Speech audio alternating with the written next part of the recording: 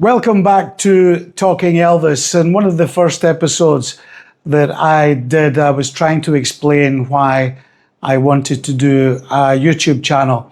Not only because I'm an Elvis fan and it's a bit of fun, but also to try and document some of my memories and experiences. I've been thinking about Memphis and my experiences over the last 41 years. Some stories are very short, so they can't really be a video. So I thought, why don't I start a series and call it the Memphis Chronicles? This is part one, and we'll start at the beginning in 1984.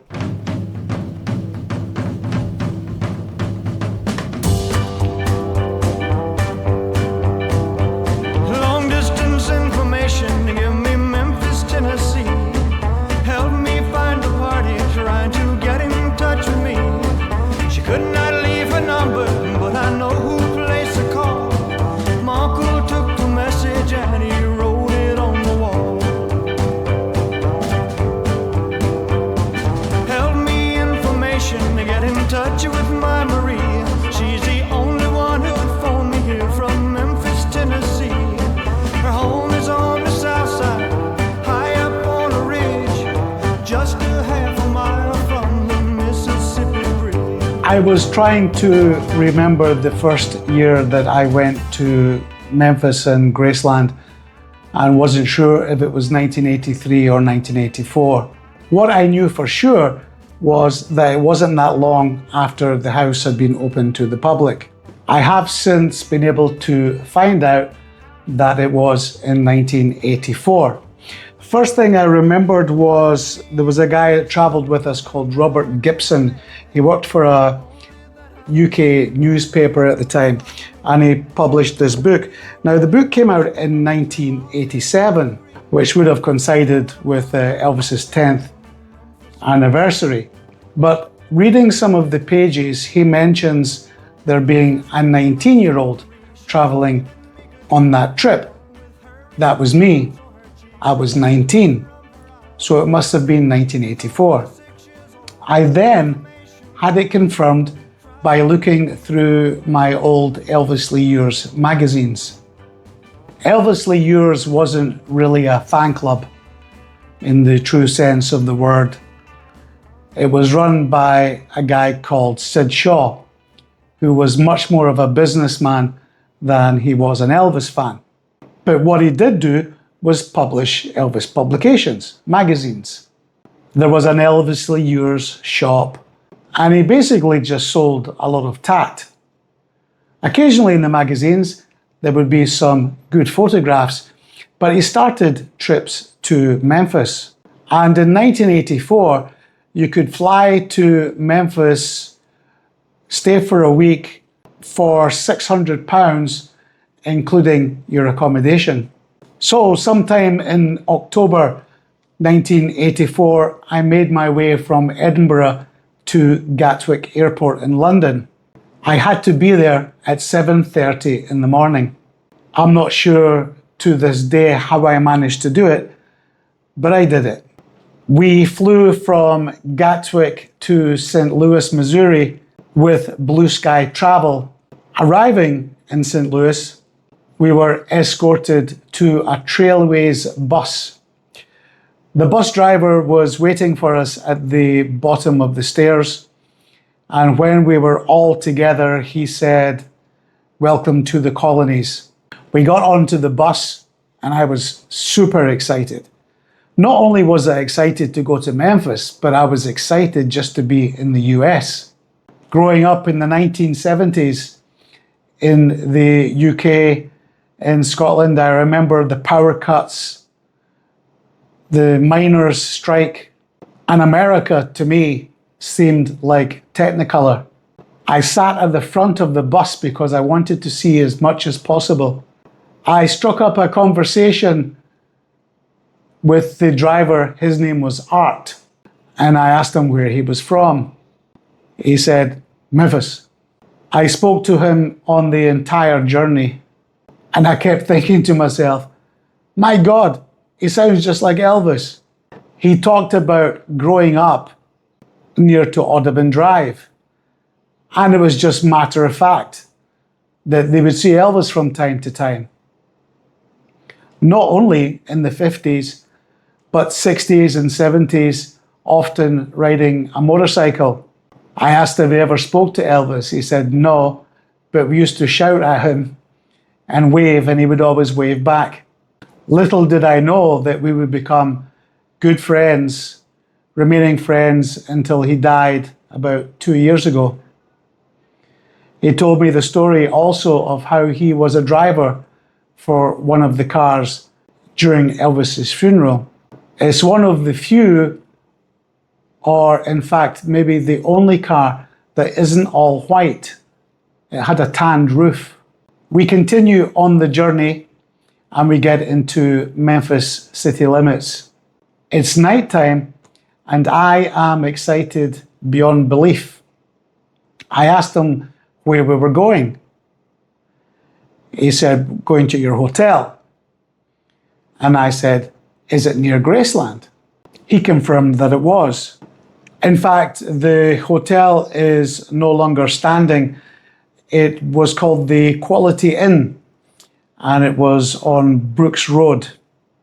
If you go north on Elvis Presley Boulevard and turn right on to Brooks, it was down on the left-hand side.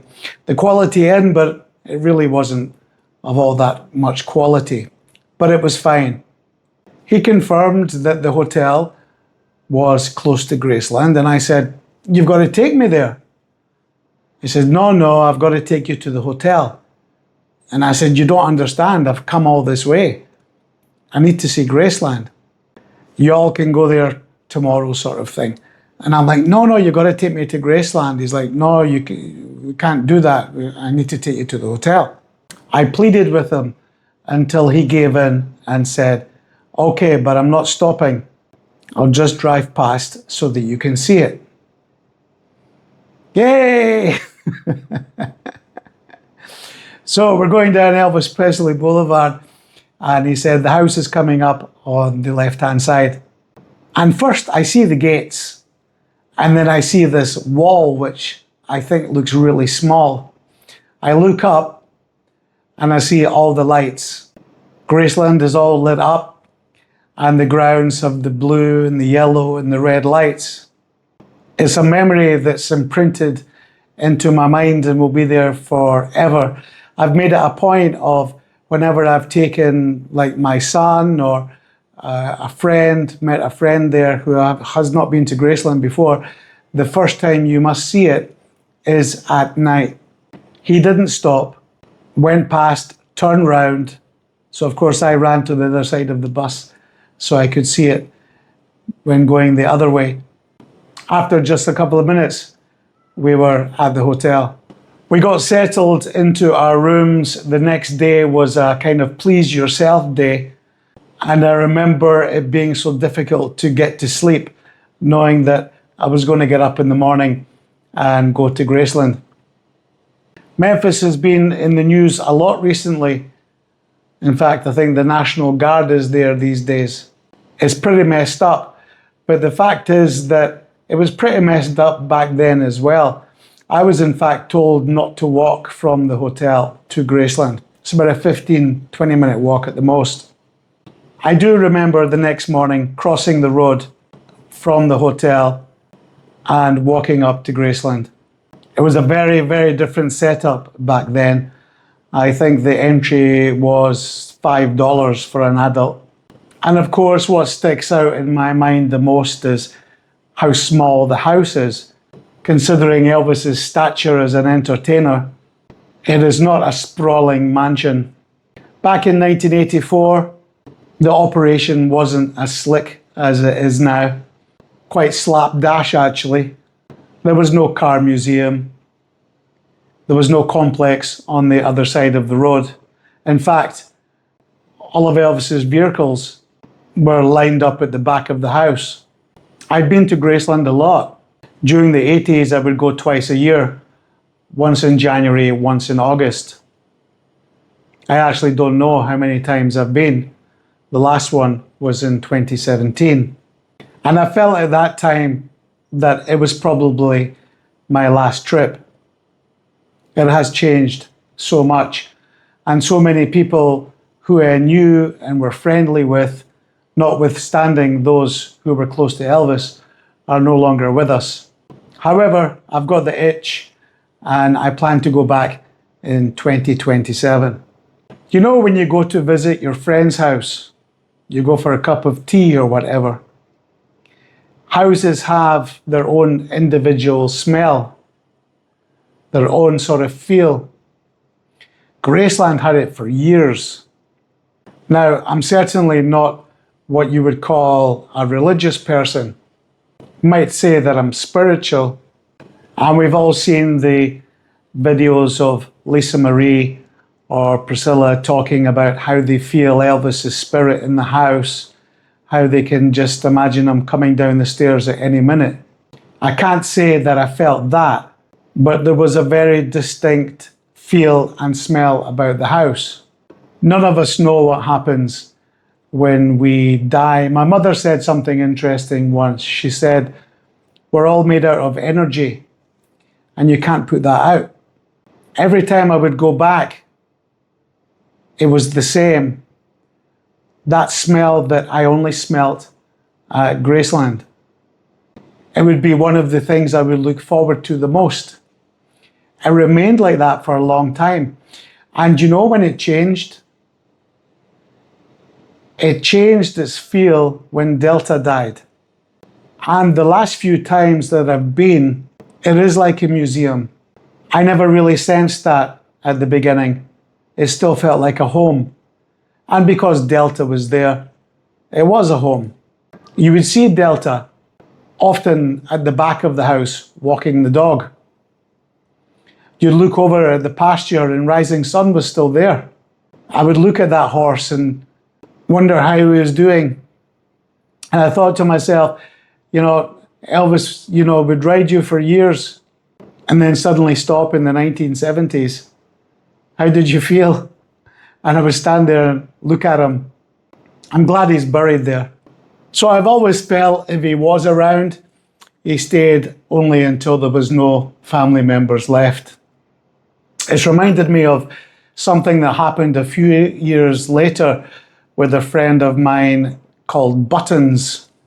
Her name was Mary Horrocks, and she came from New Jersey, but had moved to Memphis to be close to Graceland.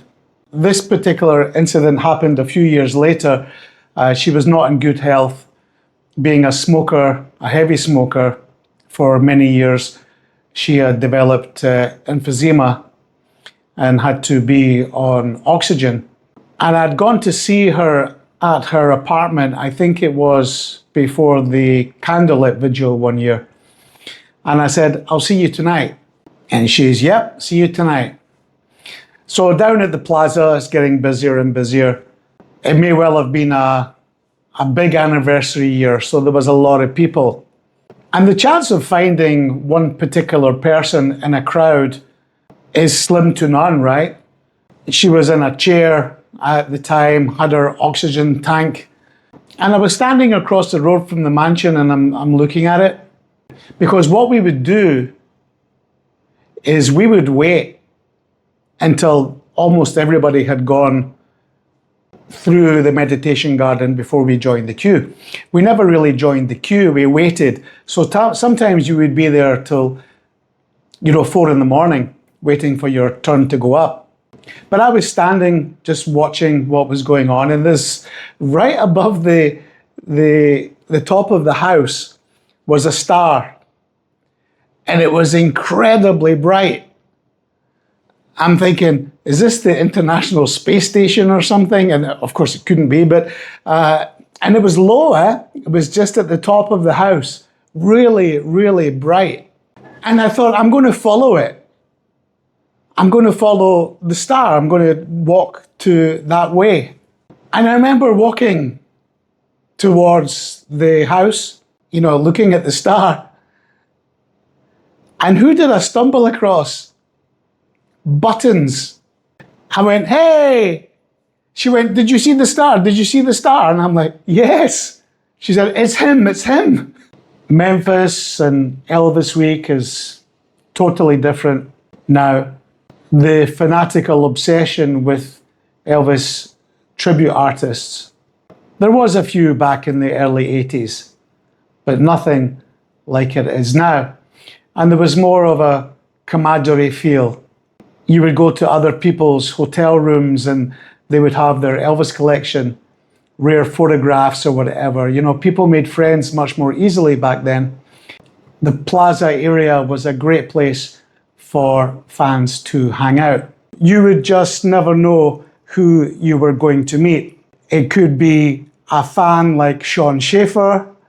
It could be one of Elvis's friends like Alan Fortis. And always at the Plaza, signing his book, A Presley Speaks, was Uncle Vester. I have some video footage somewhere of Vester and I can't find it. But he was driving out of the gates of the house and I saw him straight away. So I walked over and the window was closed. He was in a pickup truck. And I wanted to say, "Hi, Uncle Vester." He wasn't a man of many words.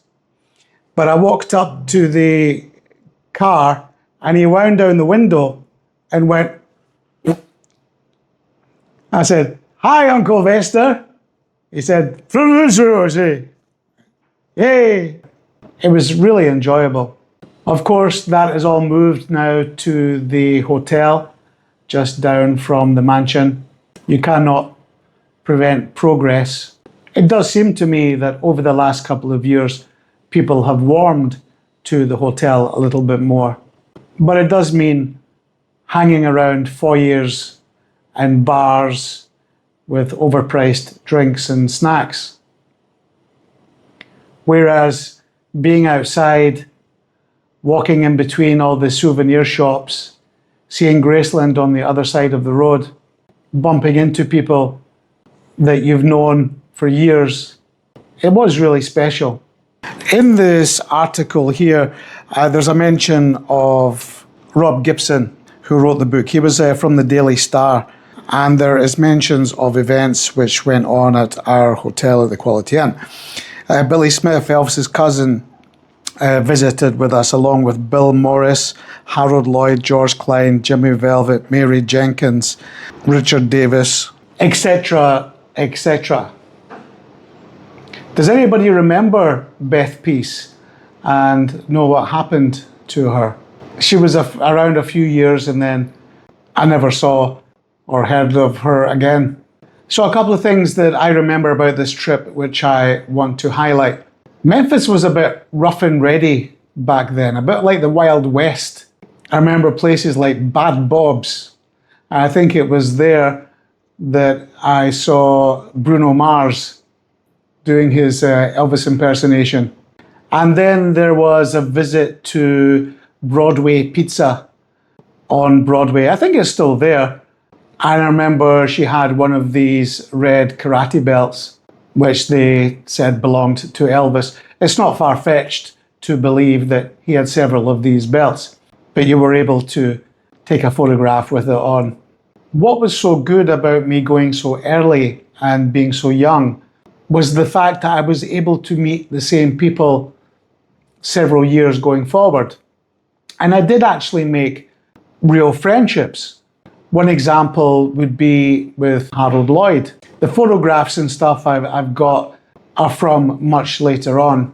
But Harold was really nice to me and I went to his house several times. He would always have cartoons on his television, and there was an old wrecked car at the front of his house, which he affectionately called his Stutz. Harold Lloyd had been a fan favourite for a long time, and it does seem that he was always very kind to the fans when they came to try to see Elvis. And one thing that sticks out is a trip to American Sound Studios. I think it closed permanently soon after. Very close to Humes High School, this rundown studio. I remember it being dingy and musty and very dark inside. It was being run at the time by a gentleman called Bill Gore. He was trying to keep it going not only as a museum, but also as a functioning studio. I remember him being very, very enthusiastic about it. And one thing that's very vivid in my mind, which I'd never heard until that point, was there was a part of the tour where he went into the mixing desk and he isolated Elvis's vocals. This is way before FTDs and things like that. I don't remember the song. It might have been Wearing That Love Done Look, but it was just Elvis's vocal. And then he would bring up another channel and add the instruments bit by bit. That was very cool. Another person that I became friends with and remained friends with until he died was Bill Burke. I know he was a bit of a businessman also, but he was always very, very kind to me. I would spend a lot of time at his house every time I went to Memphis, and we had a tradition where we would go to this one particular Mexican restaurant for lunch, and I considered him to be a friend. And when he came to Edinburgh, he stayed with me as well. Bill was a journalist, in fact, working previously for the Memphis Press Scimitar. He published a magazine called Elvis World, which came out quarterly, and it was good at the time because it gave you news from Memphis. He published a few books as well, Elvis Through My Eyes, Soldier Boy, and this nice little trilogy called Early Elvis, the Tupelo years, the Humes years, and the Sun years. He signed all these publications to me, always putting 007, and would often include a little bit of Scottish slang. Across the road from Graceland, the plaza was really, I think you call it a strip mall. And it was exactly the same as it was back then when Elvis last saw it. Elvis Presley Enterprises slowly but surely start to take over all the establishments before leveling the whole area and building the brand new complex. I'm not a huge fan of the complex. It's an ambitious idea, but I find it quite cold. While I do appreciate that they have a lot of items in the archives, I'd rather not all of Elvis's personal belongings being taken away from the house. So here's a cool little story from the plaza. I think it was around the area where there used to be the Sincerely Elvis Museum, if you remember that. There was a place called Stage 45. Now, Stage 45 was owned and run by an Elvis impersonator. His name was Dennis Wise, and he was quite well known at the time for having had plastic surgery to try to look like Elvis. I was in the area and decided to wander in one afternoon. I walked up to the bar, and there was a guy serving, and his shirt said, Richard, TCB.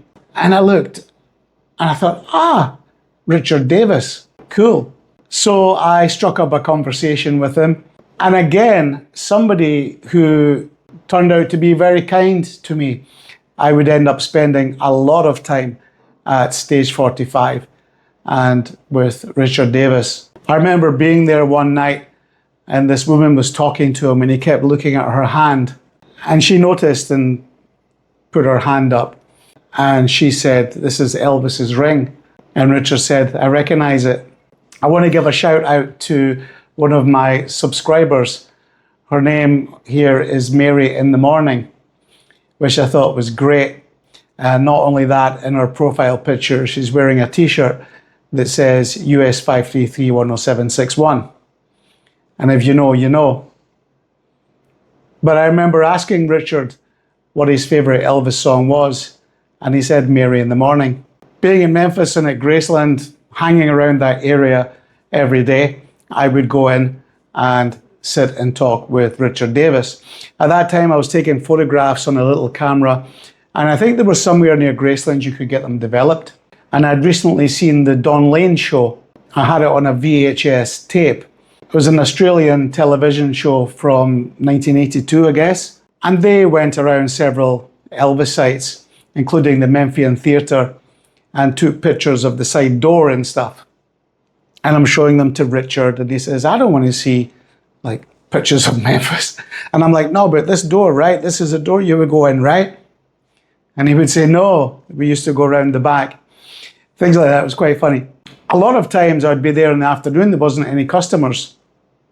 I believe the place actually closed down around about 1985.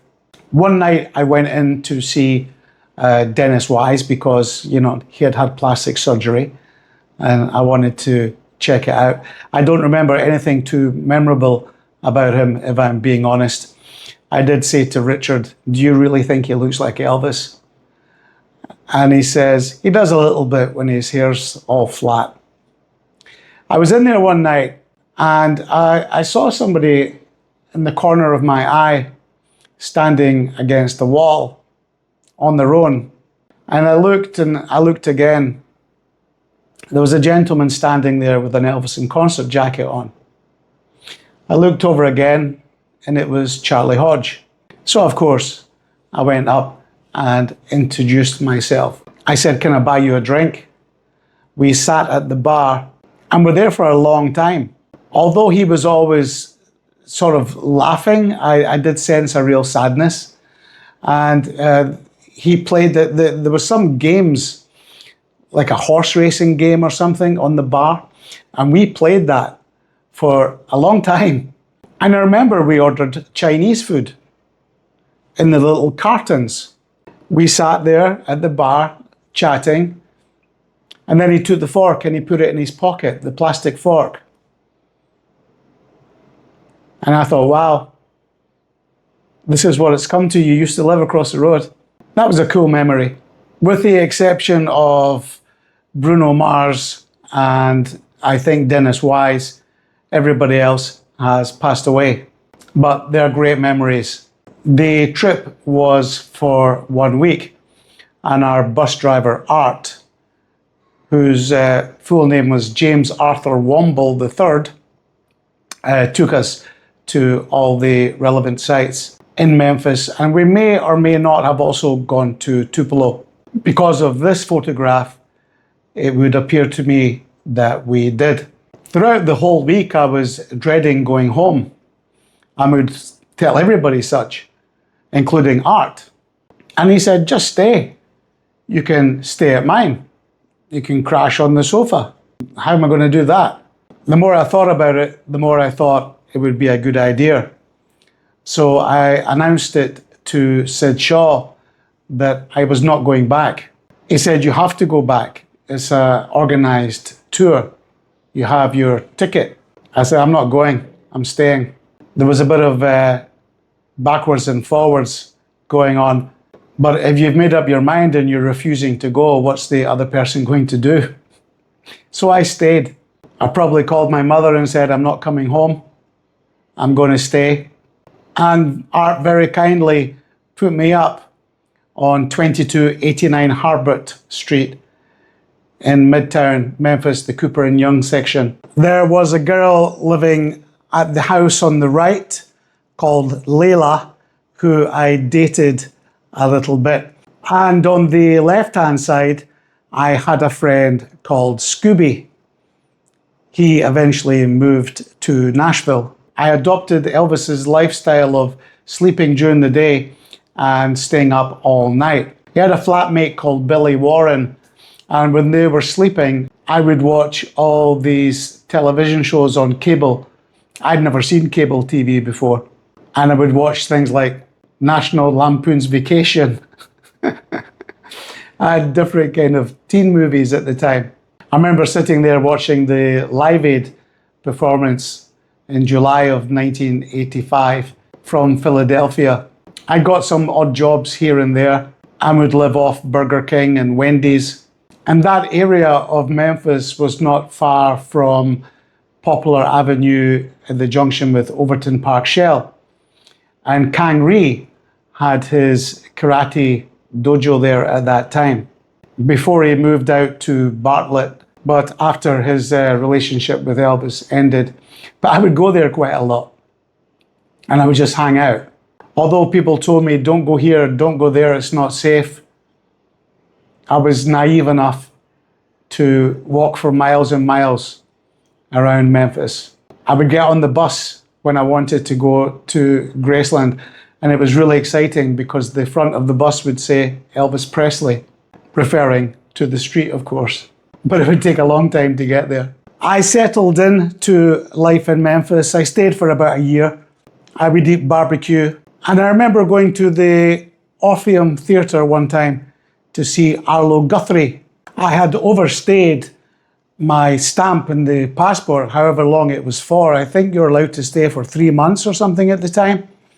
Nothing was said to me when I left, but I always worried about whether or not I would be questioned or indeed get back in to the US. The next time I went back, nobody said anything at all. If you are around the same age as me, there'll be some things I'm sure that you'll remember also. I'd love to hear from you. I want to try to document all these memories. This is part one, and I hope you enjoyed it. Someone asked me this morning, what did I miss about Memphis? And I said, everything.